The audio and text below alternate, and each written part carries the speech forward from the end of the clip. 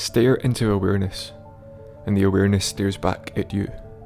What would you say to the notion that nothing outside of subjective experience can be validated? When I say subjective experience, I refer to anything you as an individual experience within your perception, whether that be the taste of food or the smell of a flower. It is your unique experience of being. By validated, I refer to the act of confirming the manifestation of said phenomena. I cannot prove that what I see as the colour green, you see as the same colour. It is possible to measure the wavelength of light to determine what colour the light is. We call this an objective truth. For instance, the colour green has a wavelength of between 450 to 490 nanometers. We can build sensors to detect the given wavelength of light and conclude this light is green. But we have no way of proving what your subjective experience of green light is the same as what I experience as green. To further this, the entire experience of interacting with this machine, including the measurement of light it calculates for us, are all part of that same subjective experience. But you say, we can both experience a wall, and there wouldn't be any confusion about whether it's a wall or not. And I agree with this. There is the experience of an objective reality, but we cannot prove its existence. For example, say we agree to both run head first into a wall, and as typically happens when running into walls head first, we crack our heads open and it's a bad time all round. Sometime later, we both regain consciousness. In the recovery ward, you turn to me and say, pointing at your head, "See, there is your proof of an objective reality." But what proof has been obtained for either of us, other than our own subjective experience of the event? The act of us both running into the wall was experienced by me. The act of you telling me that this is proof of an objective reality is also being experienced by me subjectively. Take gravity as an example.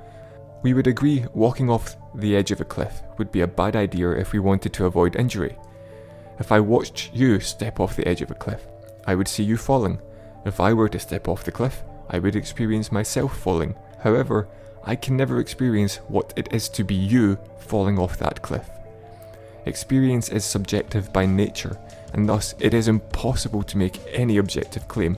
Again, that is not to say there is no utility in objective claims, but that the utility itself stems from the belief that there is an objective reality, a belief that has formed entirely through and within our own subjective experience. Something perhaps to ponder on.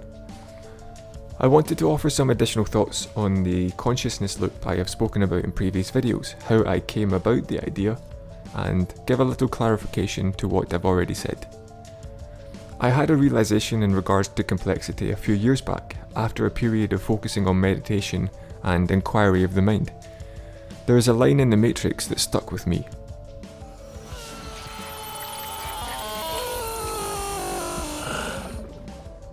Morpheus says to Neo, "You stay in Wonderland, and I show you just how deep the rabbit hole goes." I became fixated on the idea of rabbit holes. I had this intuition that complexity itself is the rabbit hole. Originally, I had thought it was infinite. In my previous videos, I stated you could go all the way up or all the way down into infinite complexity, but perhaps what I said was not as true as it could have been. Taking direction here as purely conceptual, drilling down into complexity seems to be infinite as far as I can tell. Take mathematical equations. You can go from absolutes, zeros and ones, all the way to abstractions. You can continue to increase complexity without limit, but the more you do that, the harder it gets to extract the essence of truth.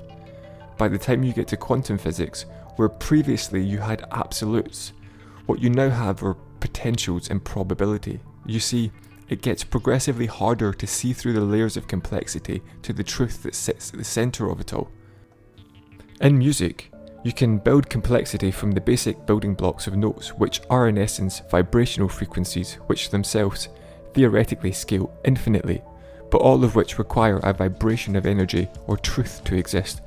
You could compose a piece of music so complex it would sound to us like random chaos, but from that chaos and that complexity you could extract the truth, the original vibration from within the music. The complexity itself cannot exist without a single source or truth from which it originates. Fractals are an almost perfect representation of this idea. Imagine a square. Now imagine if that square can be in an on or off state. When off, it's black, and when on, it's white. If you divide that square into 4 equal parts, you now have 4 squares on a grid. Repeat this for each of those 4 squares, and you get a 16, 64, 256 square grid, and so on and so forth. At first, it would be difficult to create anything of any real complexity, but very quickly, with just an on and off state, and an increase in resolution by continuously dividing the original square, you could create something infinitely complex.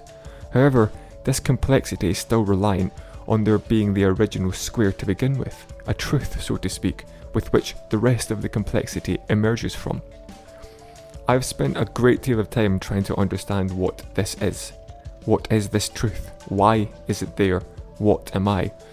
I have had periods in my life where I felt as if my mind was broken, or that my brain had a proclivity to get lost in thought loops, until I realised that everything is a loop, an oscillation of on and off, which can become infinitely more complex. The clarity came when I understood that I could never understand, because it is me. I am the complexity born out of the truth. My mind, the idea of a me, is the complexity built from the source of truth. Some people refer to this concept as God, but the fundamental idea is identical. We all stem from the same original source. Looking at it now, I realised how short-sighted I had been to ask the question, why are we here? Because in order to ask the question, you have to be here. You are here because that very question was asked. It's the loop you cannot think your way out of, because the act of thinking is that same emergence of complexity. Without the ability to think, you could not ask. And if you could not ask, you could not think.